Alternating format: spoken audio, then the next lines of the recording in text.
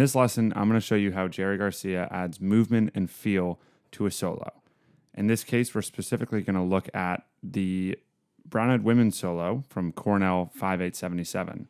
Now, before I go any further, there's construction going on right outside my window, and my New York City apartment windows are not very insulated sound-wise, so if you hear weird rumbling like you probably are right now, that's what that is. But anyway, I just played the first like 3 phrases from the actual solo from Cornell 5877. And I wanted to choose this solo to highlight this technique because I think it's probably one of the best examples of it. That is, I guess, like widely known from Jerry Garcia's playing. So what I'm going to do is just break down, I'm going to show you the few licks that I just played, and then I'm going to talk about sort of what I'm seeing there and what ideas you can take from just this little like 10, 15 second part and bring into your own playing so that you can actually establish some new soloing techniques of your own that kind of mimic his playing. So first off, I'm just going to go one line at a time and then just briefly describe what's going on. For the first line, it sounds like this.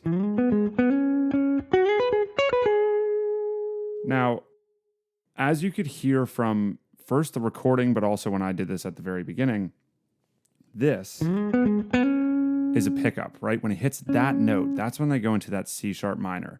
So immediately there's something going on here where the solo is starting to gain some traction before the solo section actually officially starts. So that's something to take away from this. Like if you want to sort of drive the pace of a solo, maybe think about starting a phrase a little bit early so that you're coming in on, whatever root note or chord tone you might be hitting, that's actually happening, right on the beat, but there's some stuff going on before that that's sort of like supporting that or allowing that to come through and have some sort of energy already.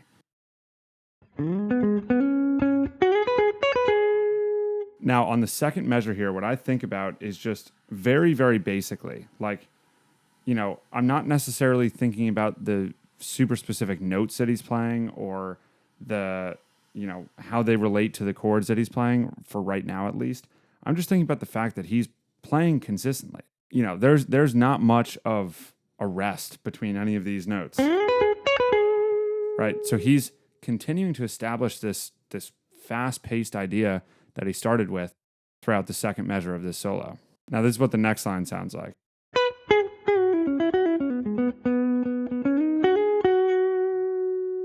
Again, continuing with the same sort of idea where, yes, the chords are changing and, he wants to be conscious of that, I think. But he's playing notes very quickly. There's not much of a break here. I've talked a few times about the importance of phrasing and, taking some space in between your lines to allow for the listener to be able to sort of digest what's going on and, whatever. I have a bunch of stuff on that in Tuff Club. But in this moment, what he's trying to do is like get the movement going and keep the fast-paced energy of this throughout the whole solo. So what he's doing is playing a ton of notes. They're still all, chosen. Like he's not just playing totally randomly, but, they are still intentional notes. But there's definitely a focus on fast-paced playing. The one thing that I will say is that in the second measure of this solo, of this line, he's sliding up to this note, which you might recognize comes from this B triad. If the triads don't make any sense, or if the scale doesn't make any sense, check out Tuff Club. I know I say this in every YouTube video, but I genuinely do mean it, that I think it would be really helpful. It'll show you how to pull triads from scales and figure out what the scales even look like in the first place, and do this sort of analysis that I think is really helpful no matter what you're learning. In the third line, the first measure, now they're moving down to the key of A. And so what he's doing is taking this B triad that he was playing off of and then just shifting it down, right? So hopefully you can see that, though this is the triad shape and he's only playing this one note from it, that's kind of like the inspiration for it. That's where he's pulling the note from. It's not totally random. Like he's got he's got the shapes that are guiding him. And sure, he's playing pretty quickly and not allowing for too much space, but the notes that he is playing, those are following the chord progression.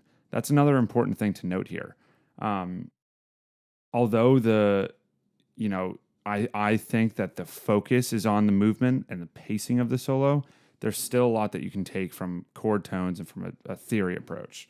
So for the second measure of this line,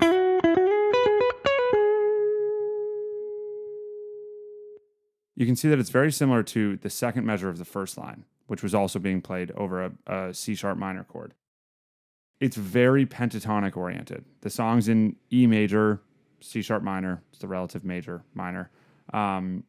And one of the key points here that I took away from this solo when I first learned it is, although it's great that you can go and you can, understand these triads and be able to match up certain notes to a B chord or to an A chord, there's also still a lot of value in finding and learning pentatonic patterns that can be applied to a huge variety of solo contexts. So this is one of those moments where he's not totally thinking about the C sharp minor. And if he is, then yeah, he's playing some chord tones. Like, that's a chord tone right there. It comes from this C sharp minor triad. But for the most part, I think that he's kind of just, cruising through this solo. And again, as I've said now probably a dozen times, keeping the fast-paced energy going by, playing patterns like this. Now, here's the next line here. So again, I'm playing it at speed and maybe even a little bit faster. But when you learn this, obviously slow it down a little bit. In this line here, I find that the most important takeaway is that he's got this little pattern going on this box right here. So, this is mostly taking place in the second measure of that line, which sounds like this.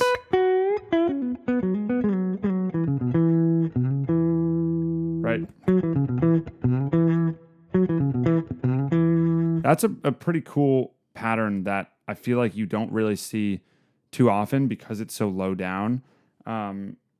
This box is important to note if you're kind of new to the pentatonic scale and you're not really sure of what the actual scale degrees look like within the scale. This is important. Here's a root note, just as that's a root note, and there's a box right here. Right, here's the 2, here's the 6, the 5, the 1.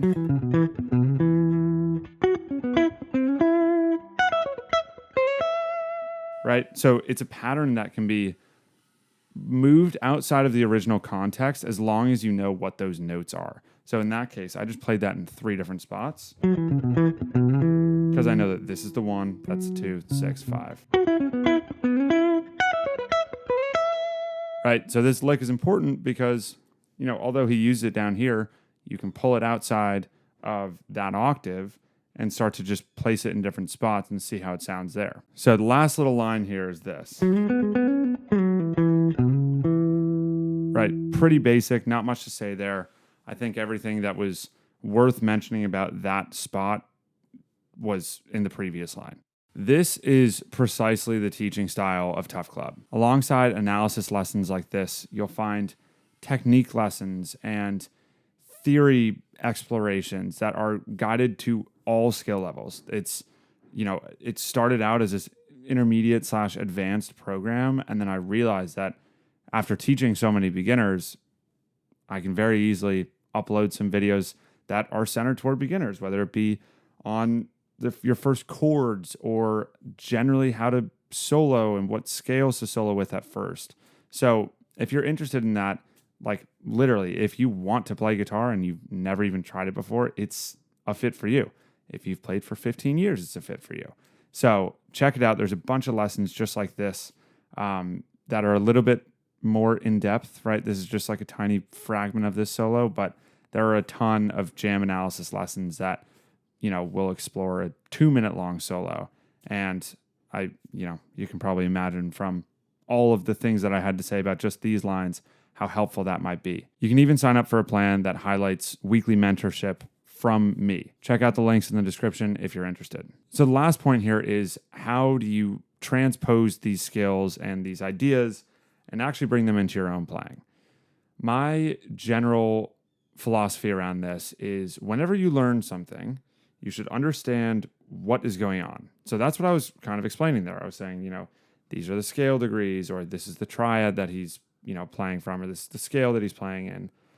Understand where it's coming from, learn the solo.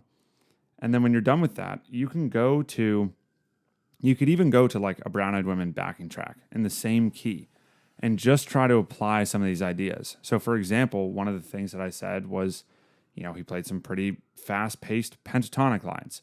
Try to recreate those pentatonic lines, or come up with some of your own that move, again, like kind of quickly through and don't allow for much space, but have the same feel as his playing. Another point might be hitting a chord tone over the B chord. That's the installation process, I think. So if you have any questions about that process, you can obviously just leave it in the comments. If you're interested in Tuff Club, there's a bunch of stuff in the description, whether it be booking a call for a free consultation and a free plan for that weekly mentorship plan, or just to check out the program more generally.